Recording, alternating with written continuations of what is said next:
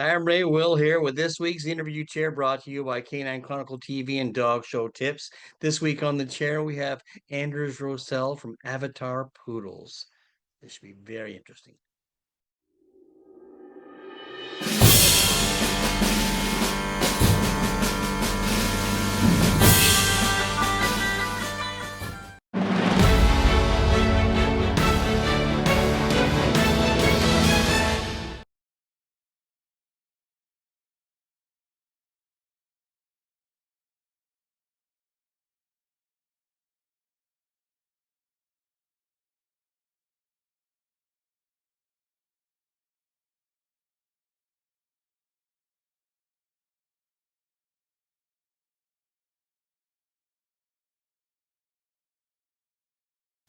Hi, everybody. Will here with this week's interview chair. And this week on the chair, we have none other than Anders Rosell from Avatar Standard Poodles from Spain. I didn't know you were in Spain, Anders. I'm sorry. I didn't That's keep up all with it. right. How are you? I'm good, thank you. I'm really good. It's good to see you. How's the weather in Spain? The weather is always good, pretty much always good in Spain. Where I live, we have around 320 sun days per year. Wow. So I'm not complaining. I bet. See, here where I am now, I'm in Ontario. What's starting to think about? It's fall here for sure, and you can tell it's starting to think about winter. So, yeah. Well, I don't want to be nasty, but it's 28 degrees here now. It's not 28 degrees in my house. I know. That's crazy. Yeah. Okay. Well, let's get started. I want to know everything. I want everybody to know everything about Anders. So tell me, how did you get started, and how old were you when you got started in this crazy sport of dogs?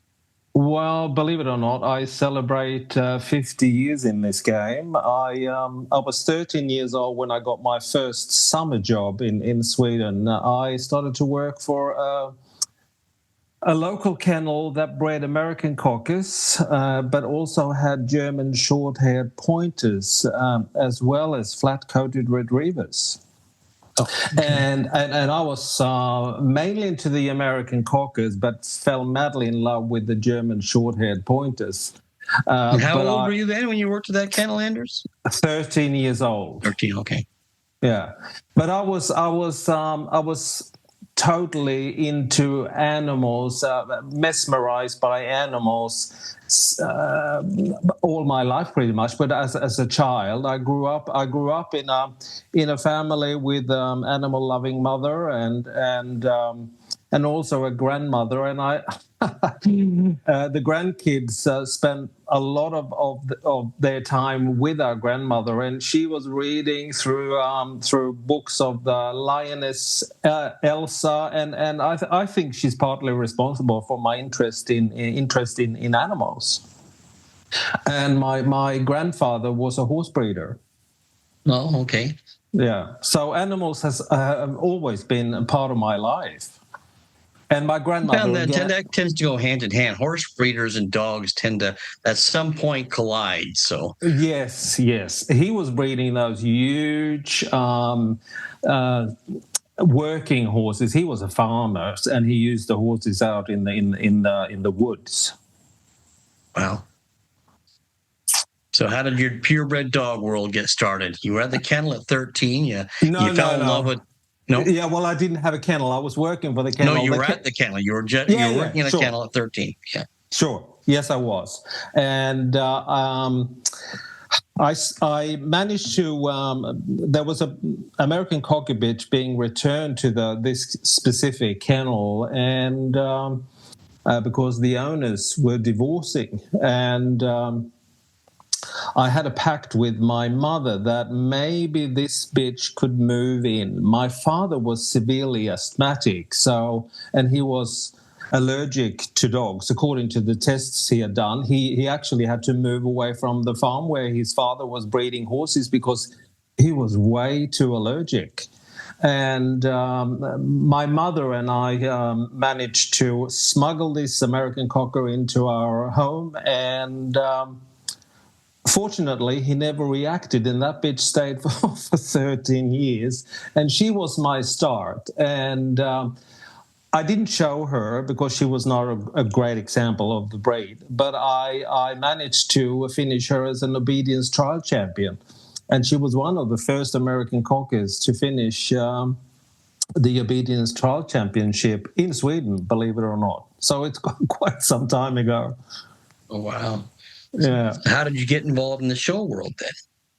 I was already involved with it, but Okay. I was doing that on a parallel level. But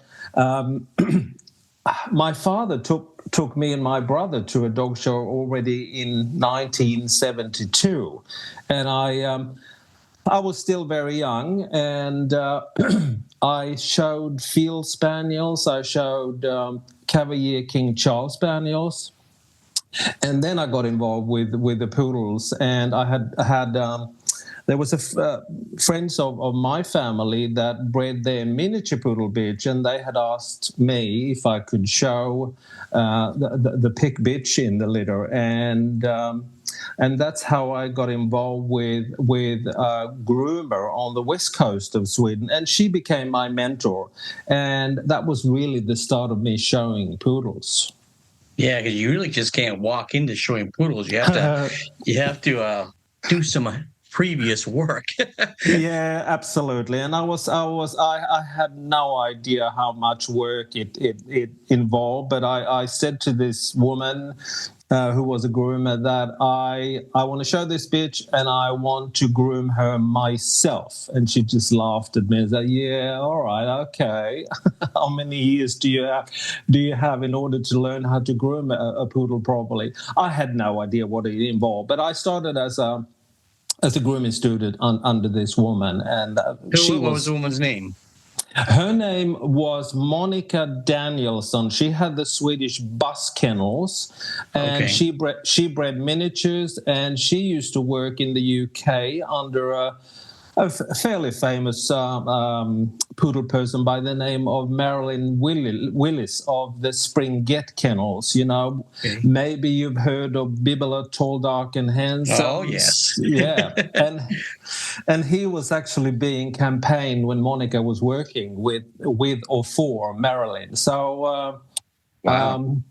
she was certainly involved and was a show groomer at that time. Yes. Still a good friend. Still comes to visit me in Spain.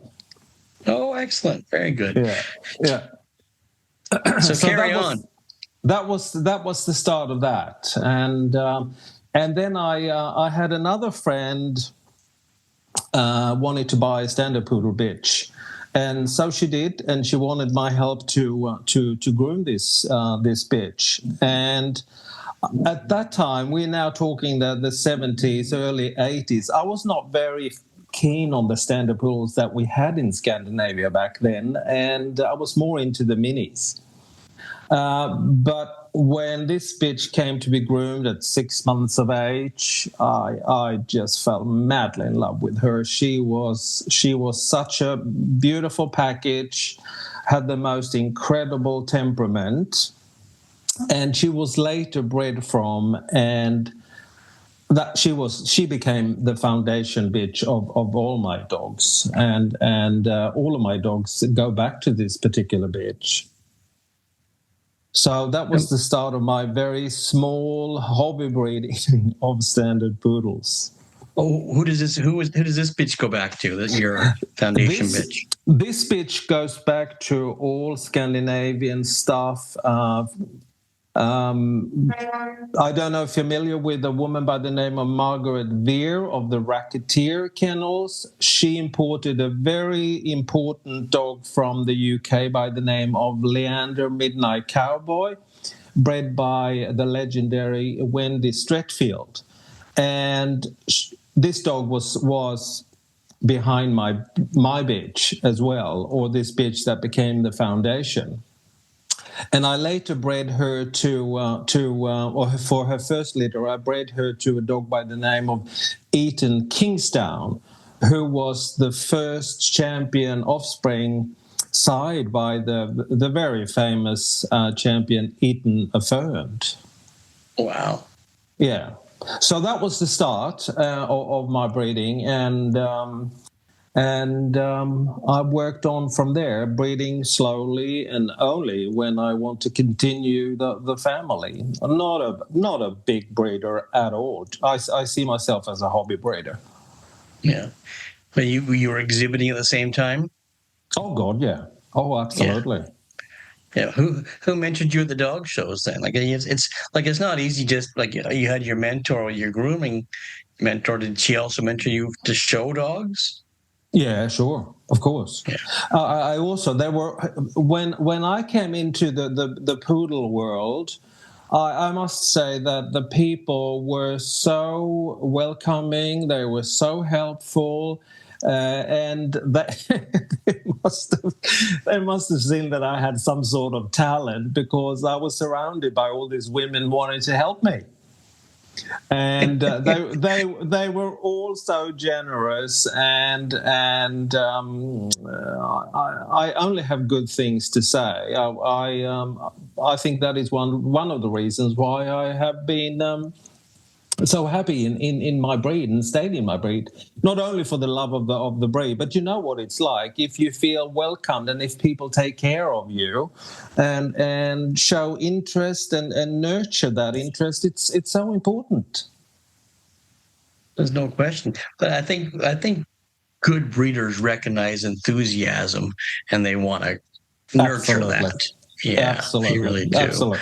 Absolutely. Yeah, I think we all have those people in our lives that just helped us, even without them really knowing they helped us, but they wanted to help us. So Well, of course, and being able to speak English, of course, opened doors and to travel. And I met the same kind of people in other countries.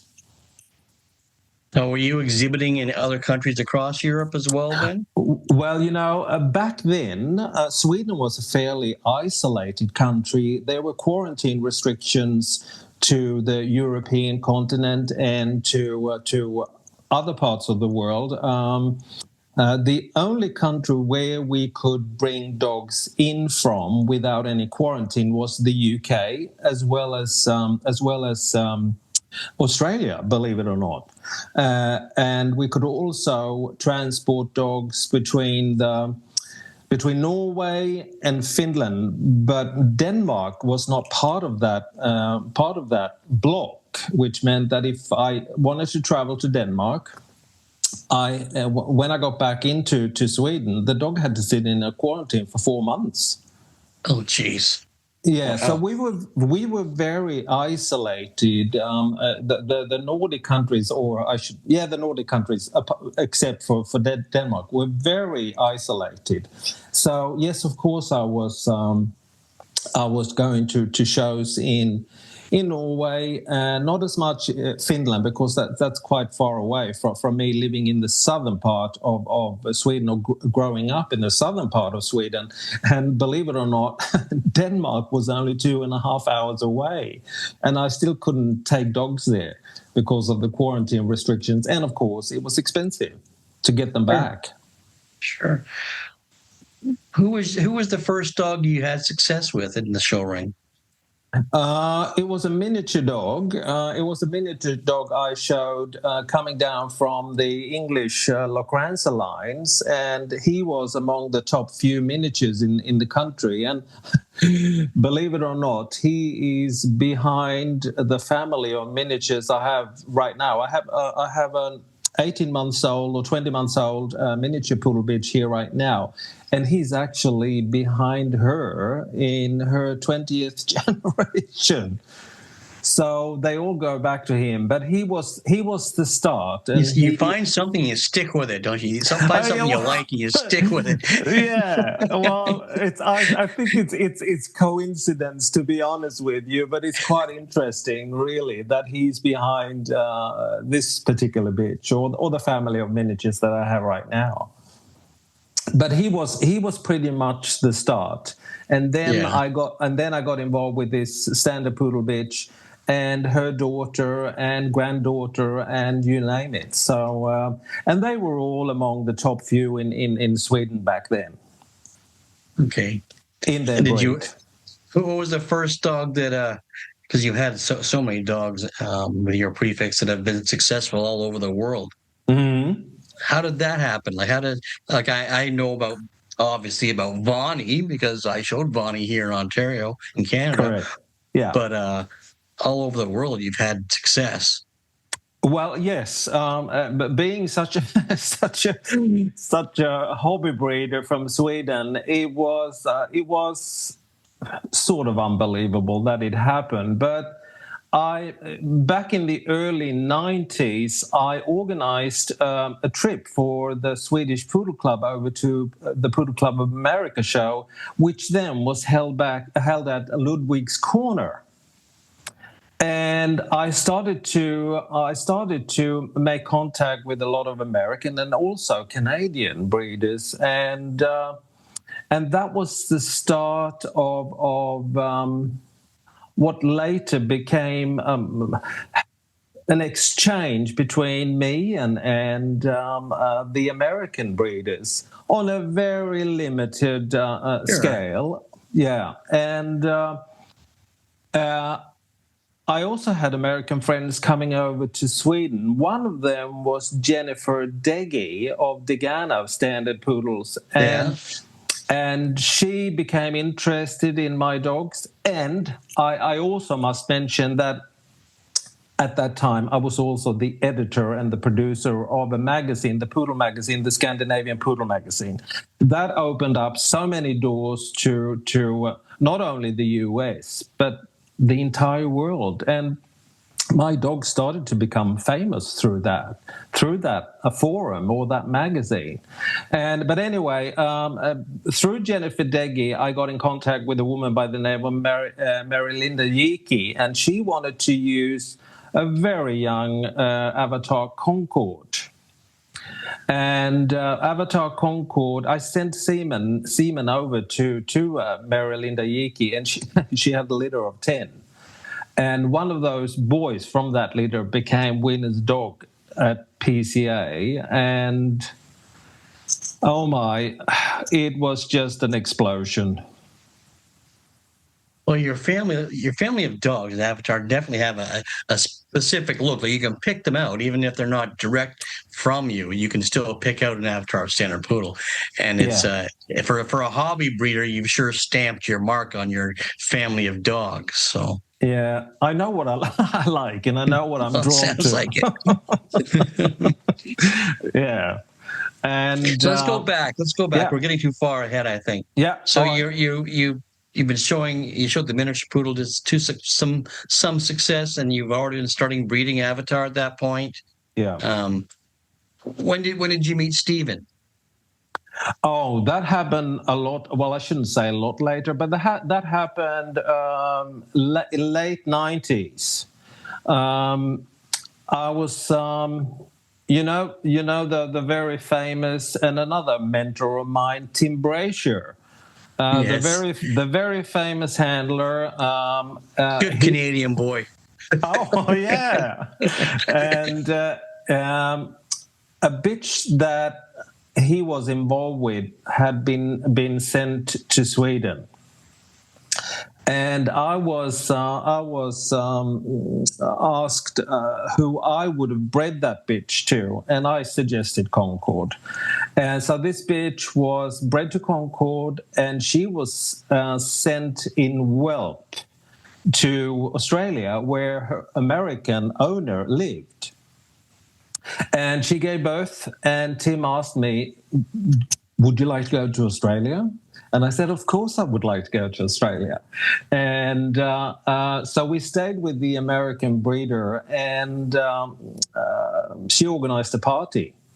And Stephen walked in, and that was the start of that.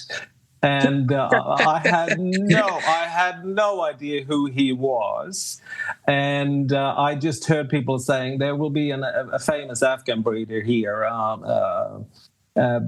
You may know of him. His name is Stephen Wheeler. And I said, no, I never heard his name. And I had also, as a fairly young young man seen or read articles written by the famous Bo Bengtsson. And he had published a photo of an Afghan bitch that he had judged at Westminster. And I was totally mesmerized by that photo. You know, us nerds, we can look at photos and just admire dogs for the way we do. Anyway, I still do. Yeah. Me too.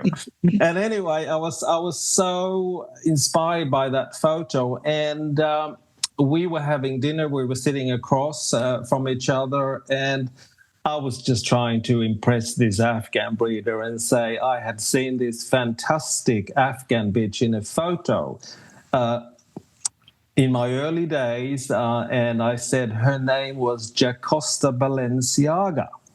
And I looked him in the eyes and I said, "Have you seen that bitch?" And he looked at me and said, "Well, actually I have. I bred her." So that was the start of our relationship, and it lasted for 22 years. And Stephen seemed to get the poodles as well. So yes, he was handling poodles in Australia. So he was he did not have any poodles himself. Well, he had a miniature, but he didn't show them actively. But he was handling standard poodles mainly for other breeders. So he knew of me, but I didn't know of him. That's great. So you two met at this dinner. So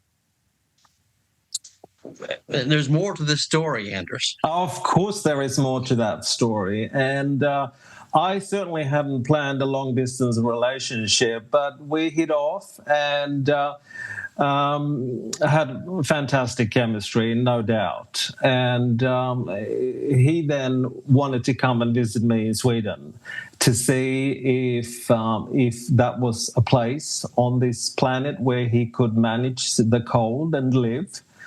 And so rather than That's funny you said that, because now you're in Spain, but yes, but that happened a lot later. But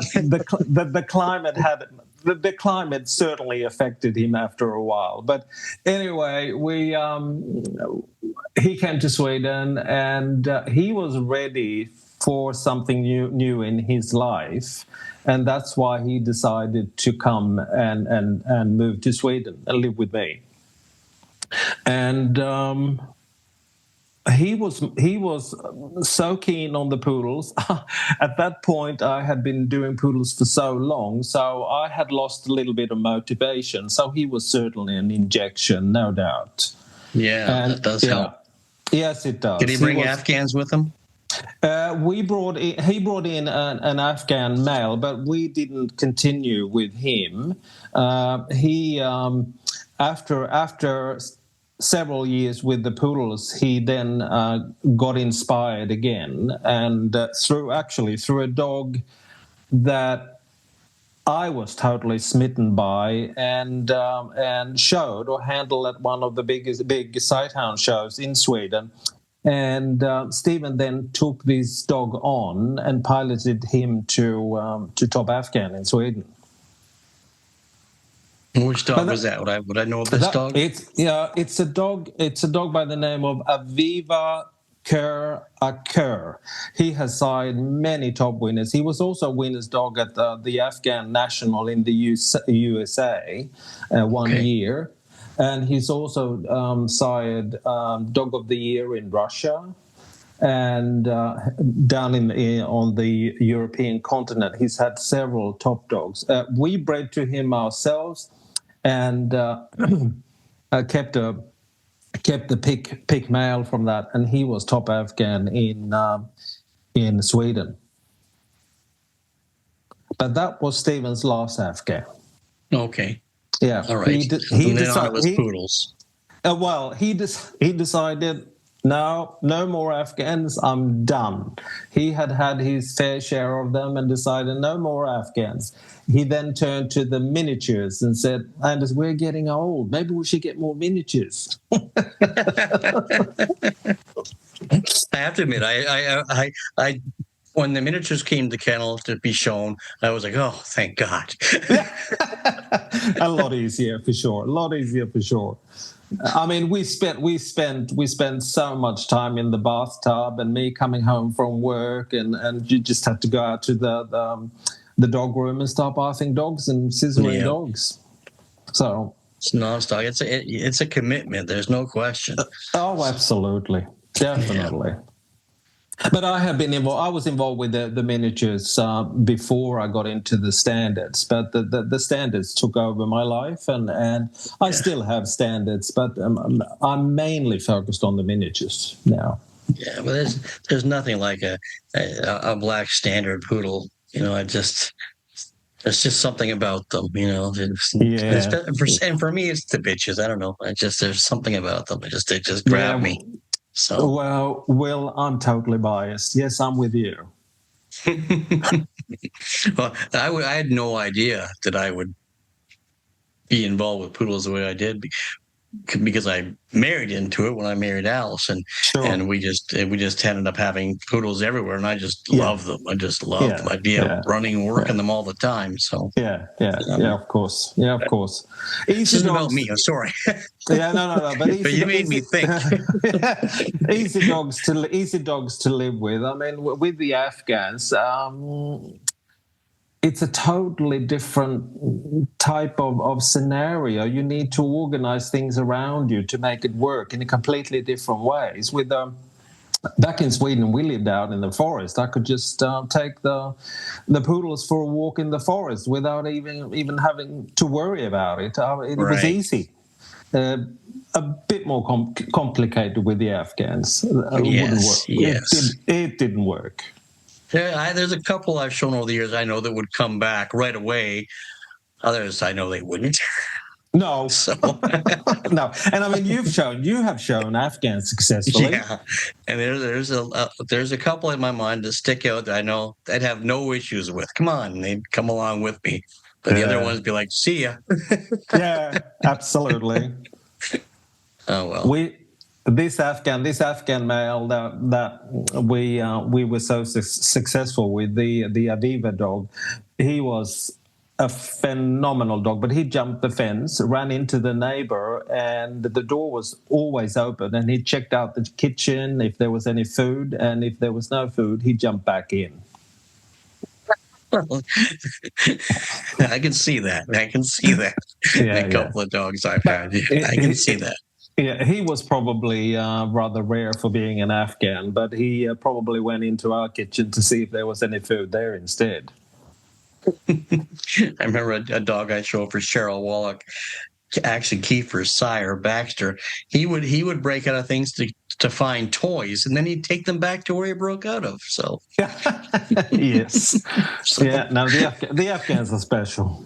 They are. Mm. All right, so let's carry on. So you're still in Sweden. Stephen's with you now, and you're breeding standard poodles and miniatures. Then at this point, no, we didn't. We were mainly focusing on the standards. I was when Stephen moved to Sweden. I had finished showing Avatar Concord, and we had a son of his. Avatar Concord was a rather controversial dog in Sweden because of his size, but it was also totally exaggerated. But our breed standard is a bit different, and they only allow them up to a certain height, and then they're disqualified. The upper limit in standards is 62.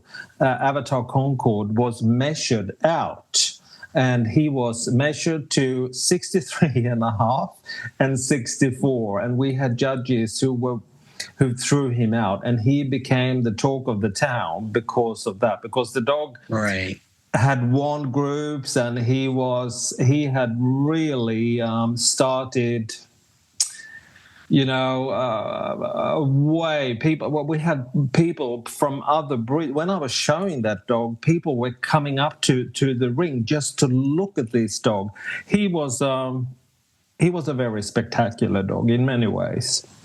He was Well, certainly he's the not. dog that I think of when I think of you. So Yeah, like, there's no question, right? And there's no, always those dogs. So of course. yeah, He made me famous, or made Avatar famous, and he was the start of the international reputation. To be honest with you, where it was unbelievable. And when his offspring started to win,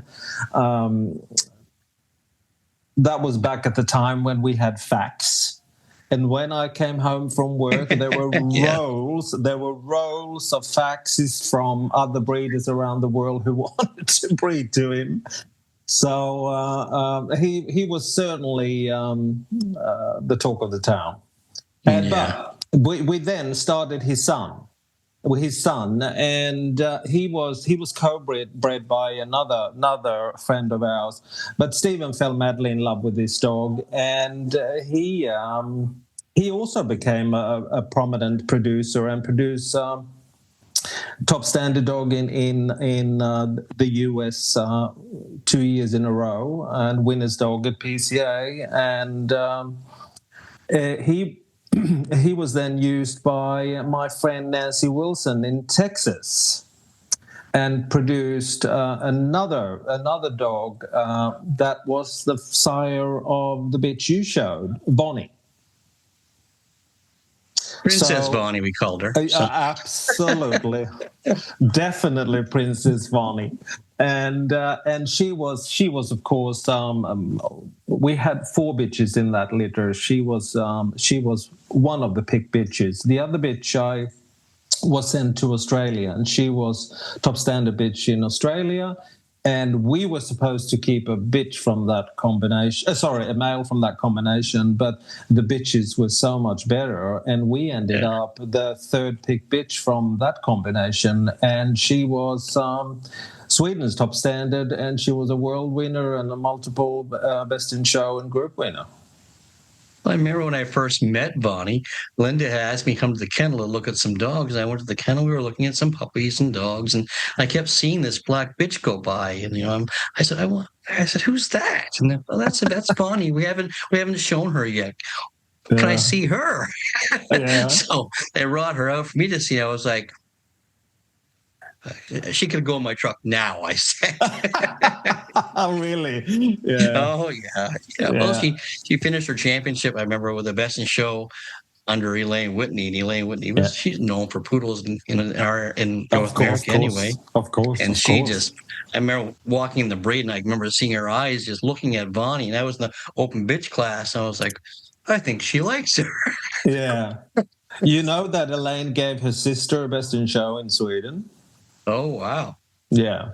I did not know that. And Bob Whitney gave her the group. Of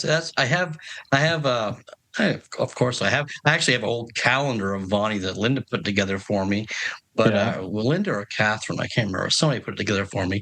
But I automatically go to the Elaine Whitney picture because I just think it's a great picture. So. Yeah. No, that bitch made me very proud. So thank you for that. I had fun showing her. She was just one of those dogs that when you take one step and all of a sudden you can't feel them. No. It's exciting. Yeah. No, she was actually one of our best. I personally think she was one of my own favorites. Well, she was my favorite. Yeah. Oh well. So, what was next? So what was Concord's son's name that Stephen fell in love with? His name was Anwick Avatar Sean Senair. Okay. And he went back to English stuff through the Topaz dogs. The Topaz dogs were fairly unknown, at least in Scandinavia back then. But there was an import that I really liked that came into Sweden, and we bought a black daughter of his and bred her to Concord. And that was the start of a lineage of both his sister, his sister, Chansonner's sister, Chantel, was another favorite and very close to the same look as Concorde and Chansonner and Bonnie. That look, in my opinion, comes from one of my foundation bitches that was named Avatar Biscaya. Avatar Biscaya was Concorde's mother.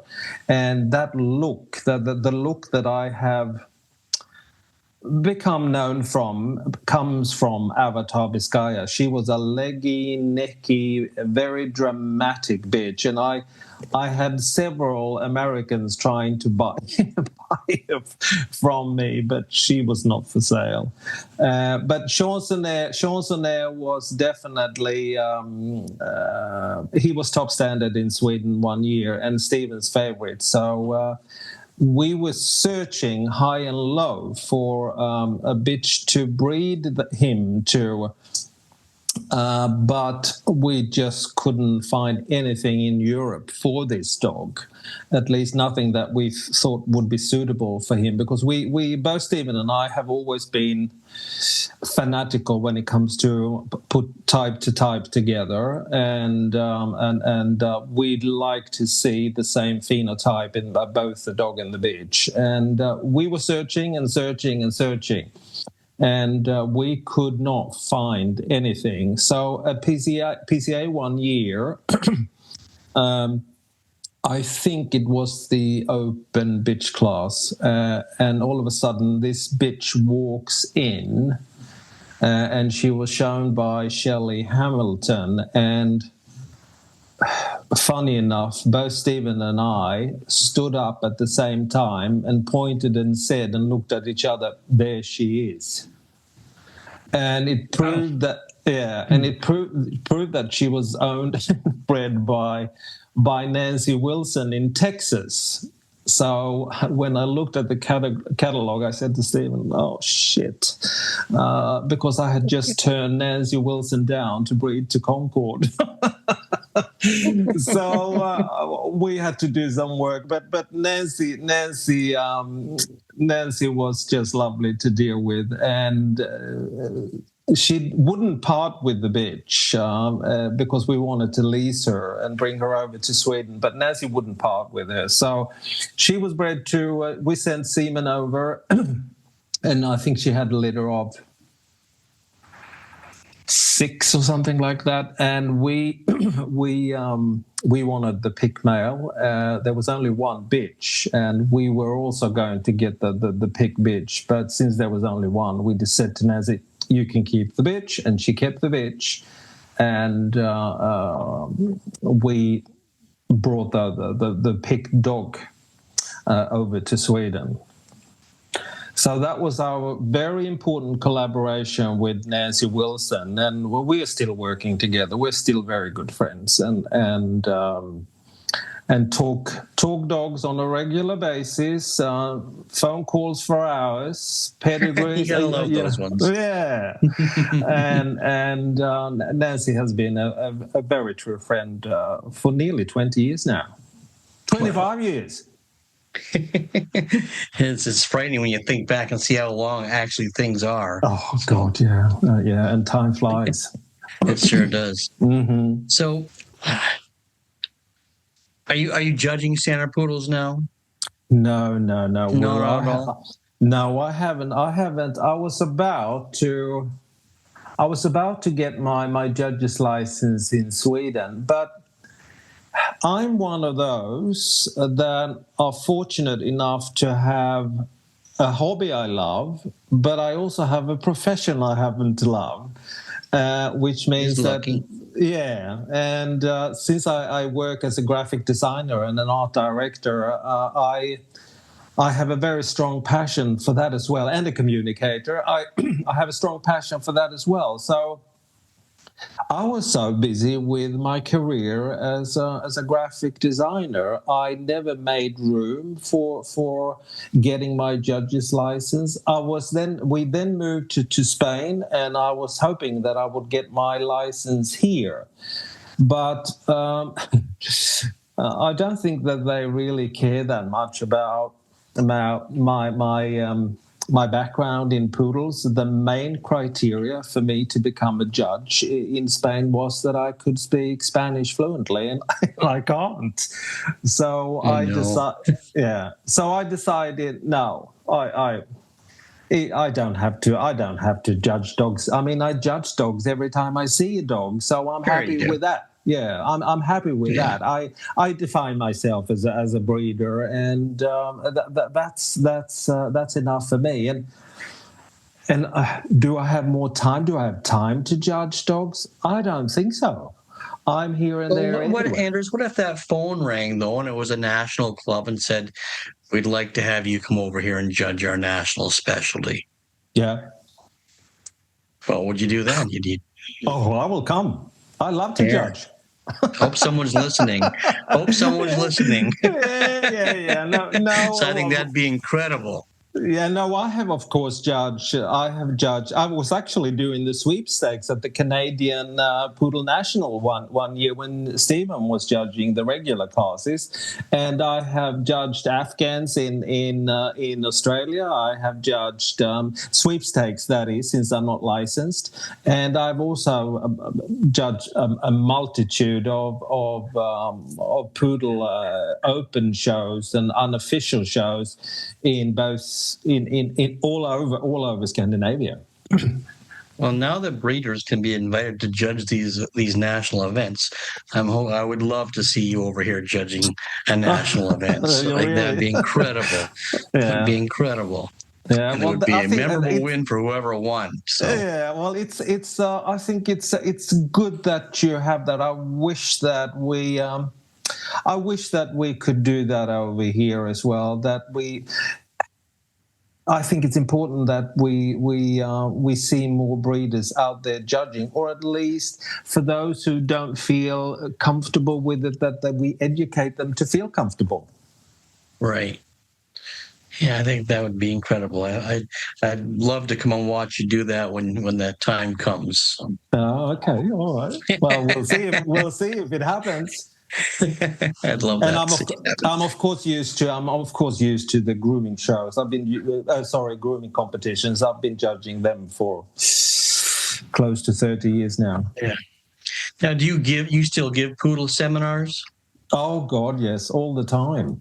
Yeah. I have just returned from Norway. I've had a breeders seminar there for the Norwegian Poodle Club, and I'm going to Australia next month to have a seminar there, but that will be about grooming.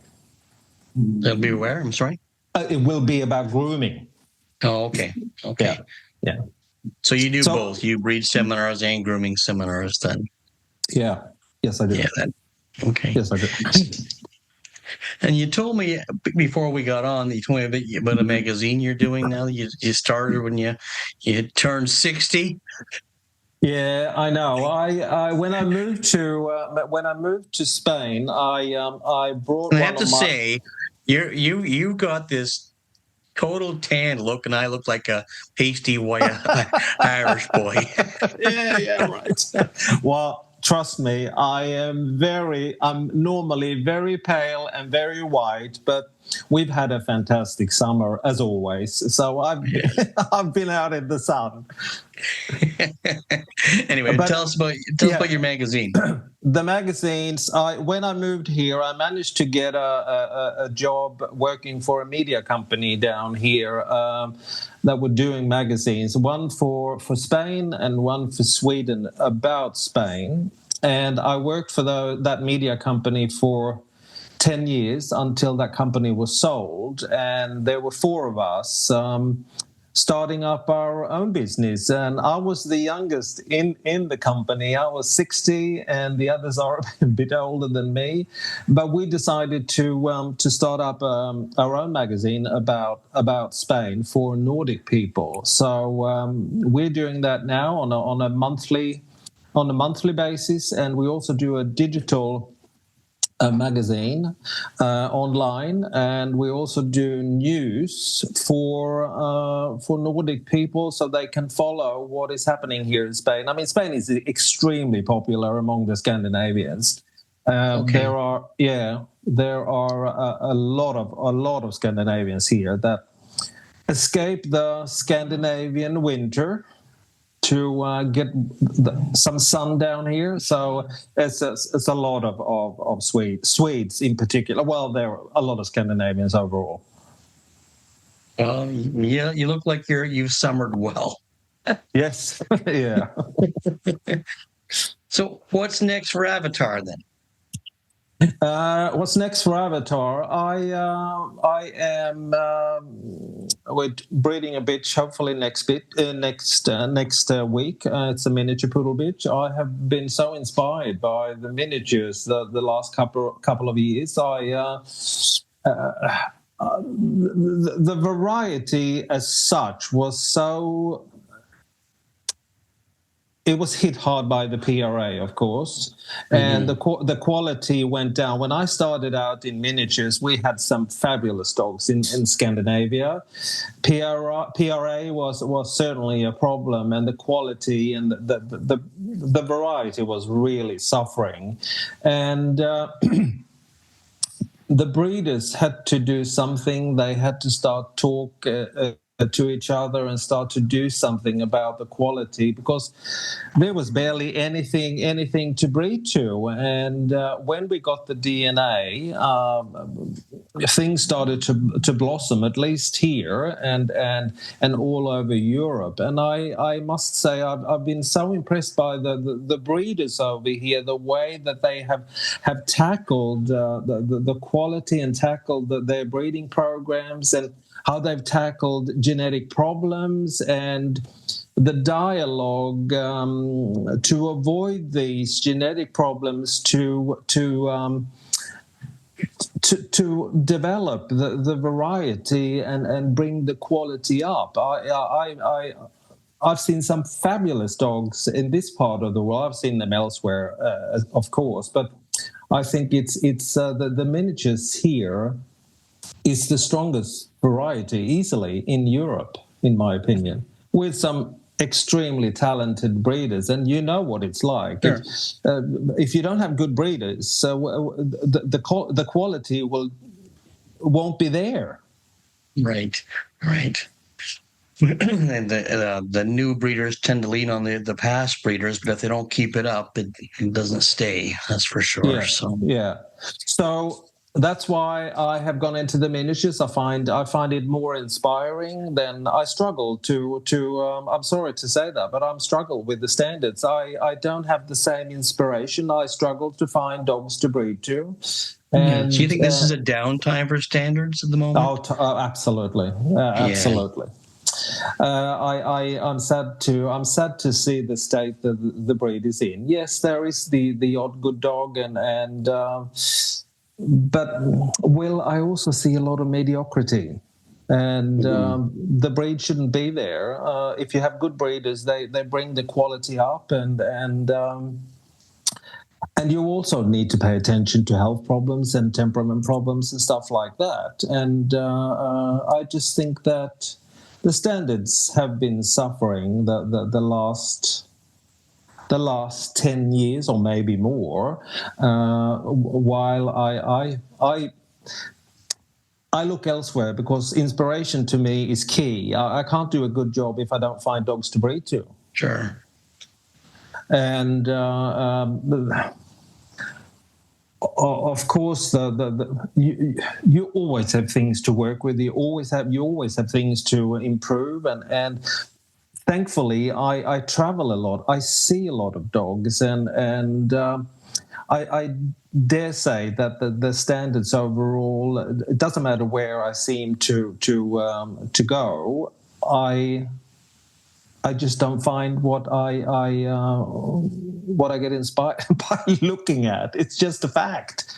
while I know it's the truth. I've had other conversations with other standard poodle people, and they'll say this exact same thing. So yeah, and of course, I don't want to be. The judges here have a responsibility, and being in such a glamorous breed, presentation is not enough.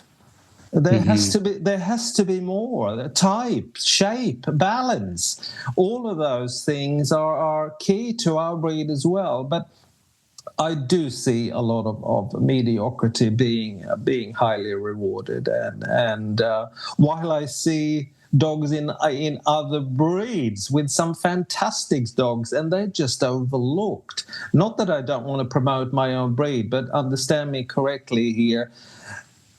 Dogs should be worthy winners regardless of which breed they represent, and mediocrity should never win. Judges are there to reward excellence. Yeah, but you see that in breeds over the years. You see a wave in there where they'll be strong and they'll hopefully come back after they bottom out. So absolutely, totally, yeah. I totally agree with that. I see it in my breeds all the time. So it's a trend that just happens. Yes, it is. Yes, it is. I'm not sure what the cause is. Some of our breeds are I think because our handlers and presenters have gotten so talented over the years that they can make a silk purse out of a sow's ear at times. Yeah, they're not fooling everybody. It's but I'm just wondering if that's part of the problem. Are the breeders thinking, oh, they have produced something so well, because look how well it's doing, whereas it's just being presented to the point where it's winning a lot. Yeah, but yes, of course, and a well-educated judge should be able to see through that. That's right. It's a whole different story about judges' education, and we could have a whole new show about that. Yeah, yeah. Well, I suppose this subject will never end. This will change, and it will go up, and it will go down. But I do find it inspirational when I see breeders do a good job, and when I get inspired looking at good dogs. That inspires me to do a better job as a breeder. And yes, to get back to your question, I am breeding a miniature poodle bitch next week from a new dog I've imported from Australia, together with two other colleagues or two other friends. One breeder in Finland and one in Norway, and I'm down here in Spain. So we are working together. Oh, good. That'll be exciting. Oh, I hope we get to see the progeny of that then at some point somewhere. I like seeing Avatar prefixed animals in the ring. So thank you very much. Thank you very much. All right. So let's see. I won't keep you then. One more question. Anders, if you could meet the 20-year-old Anders now, is there any advice or direction you'd tell him? You're going to Spain. You mean advice to people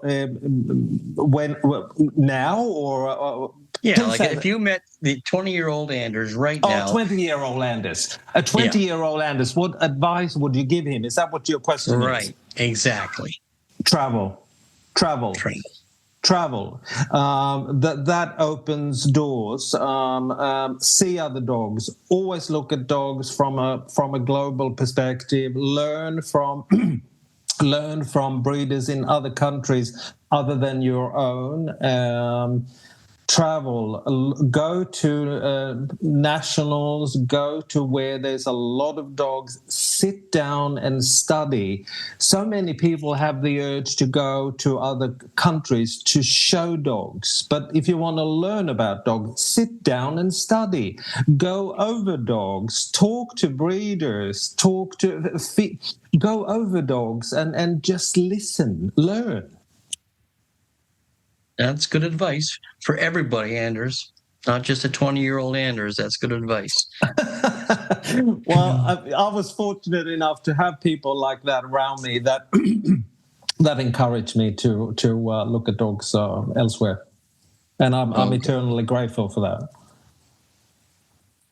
Well, thank you, Anders. I appreciate your time and all your stories and wonderful interview. And you look great. The sun's doing you well, Oh, thank you very much. Thank you very much, Will. I hope our paths cross somewhere. Yeah, me too. I hope that as well. All right. Yeah. Well, thank you, Anders. You are welcome, and I hope you don't have to edit too much of this. I've been here and there and everywhere. No, I don't think so. Sorry about that. Thank you, Anders. And I without you in the next screen, I don't look so pale now. But thanks for everything. It was a great interview. If you like what you see here, make sure you press the like, share, and subscribe button. And don't forget about the podcast, The Dog Show Drive, which comes out every week on Thursday. Take care, guys. See you soon.